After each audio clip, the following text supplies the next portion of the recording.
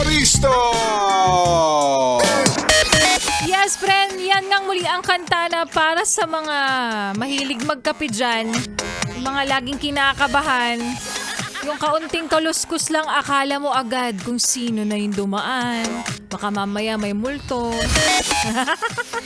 Ang masasabi ko lang sa'yo, kalma. Baby, kalma. And again, that was Lagabog by Skastakli. Young and fresh na si Laika Barista pa rin. Yes, Brena, ang iyong kasama, kapiling karatig katuwang at nakaututang dila mo hanggang sa mga oras na ito. At nakatuto ka pa rin patuloy dito pa rin sa iyong paboritong istasyon. Nakabonding ang 101.1 Yes! FM!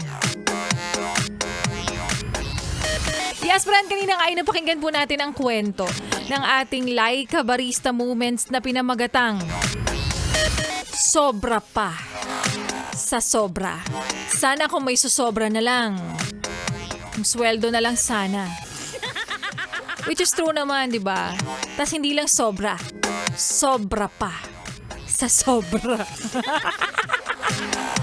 Parang baliktad bawas pa sa bawas, ganun. Kasi ang daming kaltas. Diba? Sobra pa sa sobra. Kwento ng mga taong hindi mo kailangang luhuran. Ay, depende sa sitwasyon. Charot. Hindi mo kailangang magmakaawa na mahalin ka. Yung hindi niya trabaho o hindi trabaho para sa kanya. Ang mahalin ka dahil para sa kanya, hindi obligasyon na iparamdam na mahalaga ka. Ay! Pero sadya kasi may mga taong rin talaga, no? Yes, friend, na talagang pag tinrato mo ng tama, ng maayos, pero niloko ka pa rin pagdating sa huli. Diba? Ang nakakaloka dyan, sila pa yung mga taong sasabihin nila, I'm searching for love or true love. Pero sinasayang nila yung pure intention at yung genuine love na ibinibigay mo sa kanila. Nung nakilala mo, kasi naghahanap ako ng taong kaya kong mahalin ng buong buo. Yung kaya kong tanggapin. Ganon. Tapos, siya naman pala tong magluloko, diba? Pero syempre, ikaw naman, huwag ka na kasing maghanap ng pagmamahal na perpekto. Walang pag-aaway na magaganap. Imposible yun. Hindi ka sasaktan. Naku, napaka-imposible nun. Oo. Dahil pambalanse yan ng relasyon. Isipin mo kung di kayo nag-aaway, wala kayong di pagkakaintindihan. Parang ang boring. Sa totoo lang, oo, yun. Isipin mo na lang, pag nagkaroon kayo ng pagkakataon na parang nag-away, tagal nyo di nag-usap. Yung comeback, grabe, di ba? Parang, roar! Diba? Ay, nako. Kaya para sa'yo na hanggang ngayon ay kating-kati pa rin hanapin si the one. Huwag kang mag-alala. Mahanap mo yan bago ang rapture day. At para rin sa'yo na naglolo ko, tigil-tigilan mo na yan. Tapos sasabihin mo, naghahanap ka ng healthy relationship. Ay, edi magjowa ka ng gulay. Charot. De, kasi dahil may mga tao pa rin, yes, friend, na kayang iparamdam talaga sa'yo na ikaw ay kukumpleto sa mundo niya. Dahil kapag gusto. Hindi mo kailangan magmakaawa na mahalin ka. Dahil hindi trabaho para sa kanya na iparamdam na kamahal-mahal ka. Kaya sana makatagpo ka na ng taong ipaparamdam sa'yo na sobra ka pa sa sobra. Ay! Sa pelikula na lang yan Kopya? Kopyang-kopya. Quick shout out sa mga yes pa rin natin nagpapa-shut up dyan sa mga manggagamit. Sa mga nag-PPM sa aking Facebook fanpage, nagpapabate. At yung mga kanina pa pala to nag-message sa akin, no? Ayan, pabati daw. Good afternoon, napagabi na rin kay Renato Amper.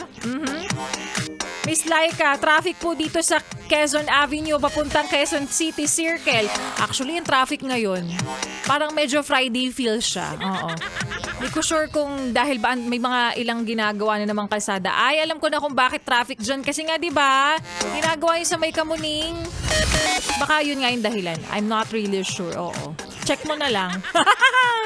Don Burabog. Pa-shoutout po DJ Laika na kasama kong sila Darrell at RJ ng ano to?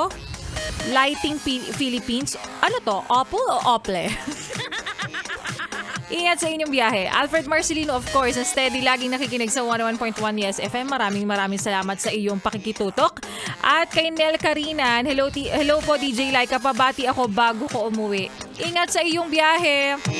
At maraming salamat sa iyo, yes friend, sa mga mahal na mahal po nating driver, sa mga nakikinig sa mga pagupitan dyan, sa mga grocery dyan, sa mga tindahan, nasa palengke, at kung saan-saan pa yung mga Japan surplus, ayan.